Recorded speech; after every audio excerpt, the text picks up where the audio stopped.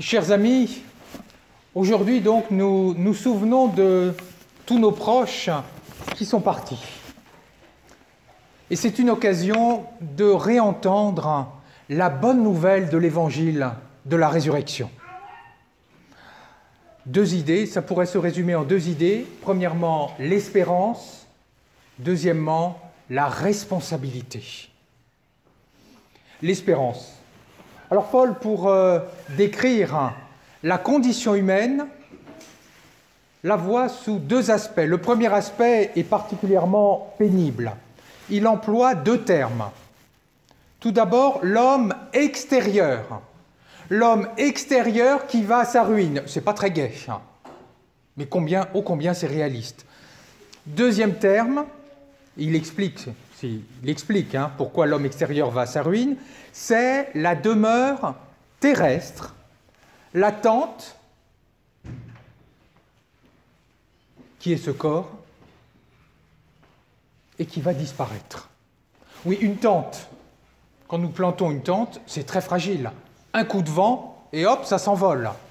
Et puis une tente, ça ne dure pas des années. Ça s'use, comme le corps. Et Paul sait de quoi il parle.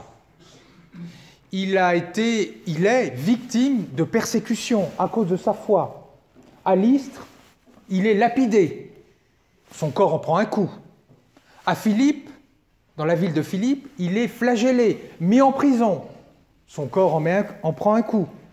Il est sujet à de multiples critiques, même de la part de ses frères chrétiens. Alors vous pouvez me dire, bah oui, mais là, son corps, il n'en prend pas un coup, mais on sait les liens qu'il y a entre l'esprit et le corps. Alors nous, mes frères et sœurs, nous ne sommes pas victimes de persécution, fort heureusement, mais nous sommes toutes et tous victimes d'épreuves. Nous traversons des épreuves, que ce soit au travail ou à l'école. Au travail, la pression est de plus en plus grande. Il y a la menace de perdre son emploi ou d'échouer à un examen quand on est lycéen ou étudiant. On peut être victime de conflits. En famille, il peut y avoir des conflits, des séparations, des ruptures. Et celles et ceux d'entre nous qui ne sont pas victimes de ces épreuves, tant mieux. Mais il y a une chose, même deux. D'abord, c'est la maladie.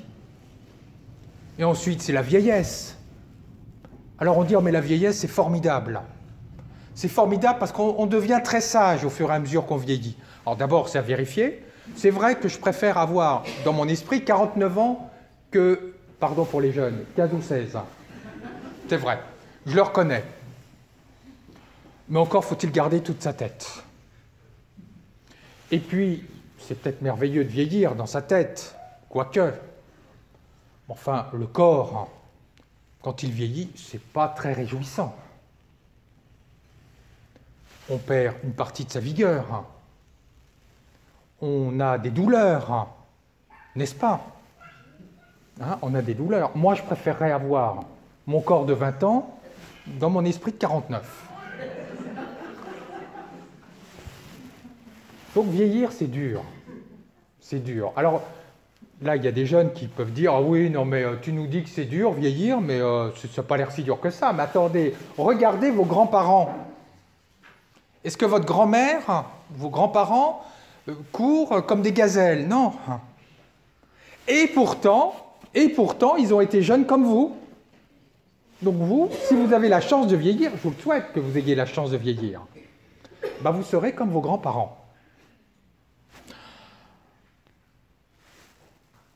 Notre corps, notre homme extérieur plutôt, va donc à sa ruine. C'est pas réjouissant, mais c'est très réaliste. Alors Paul ne s'arrête pas là, heureusement. Il y a une deuxième dimension en nous. C'est l'homme intérieur qui se renouvelle chaque jour, qui ne va pas à sa ruine, mais qui se renouvelle chaque jour. Il parle de demeure céleste, qui n'est pas fragile, mais qui est éternelle, demeure céleste, c'est-à-dire cette partie la plus intime de nous-mêmes, cette partie la plus divine, cette partie divine qui est éternelle et qui se renouvelle chaque jour, qui va vers la gloire, nous dit Paul, et non pas vers le déclin. Jésus explique cela dans sa parabole. Il dit, voilà, il y a un maître qui part en voyage. Et puis quand il revient et qu'il trouve ses serviteurs prêts, il est content, il leur demande de s'asseoir et il les sert lui-même à manger. C'est exactement l'inversion des rôles. Normalement, un serviteur, il sert son maître, un employé sert son patron. Et là, c'est exactement l'inverse. Que veut nous dire le Christ? Il veut nous dire qu'après la mort, Dieu, en quelque sorte, nous demandera de nous asseoir et voudra notre bonheur. Il fera tout pour que nous soyons heureux, parce que quand nous mangeons, nous sommes heureux. C'est ça, hein, le symbole du repas, c'est le symbole de la joie. Dieu fera tout pour que nous soyons heureux. Et la quatrième idée de cette espérance, donc l'homme intérieur se renouvelle, notre demeure céleste est éternelle, c'est une demeure de gloire, elle ne se voit pas. Qui a vu l'homme intérieur? Qui a vu cette partie divine qui est appelée à la gloire? Personne. On ne la voit pas. C'est tout l'enjeu de la vie spirituelle, c'est d'essayer de percevoir cette divinité qui est à l'intérieur, d'en faire l'expérience. C'est la première idée de Paul et des lectures que nous avons eues. En nous, il y a une partie corporelle, matérielle, qui va à son déclin et à la mort, et une partie spirituelle, éternelle et divine, qui est appelée à la joie. L'enjeu de la vie spirituelle, c'est notre responsabilité, c'est de manifester cette partie spirituelle, cette partie divine. Comment? Tout d'abord par l'ouverture. Le Premier Testament nous le rappelle. Dieu dit « Je verserai sur vous une eau pure. Je mettrai en vous mon esprit. » Qu'est-ce que ça veut dire? Est-ce que ça veut dire que nous prenons cet esprit, que nous devons l'acquérir à la force de notre poignet? Non, pas du tout. Ça nous est donné. Dieu nous le donne. Le divin est en nous. Il suffit simplement de le recevoir. C'est comme dans la parabole.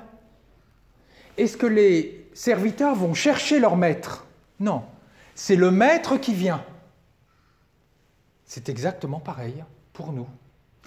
Quand tu es chez toi, en plein jour, à midi, est-ce que tu vas faire venir le soleil? Est-ce que tu vas faire que le soleil se lève? Non. Le soleil, il est déjà levé.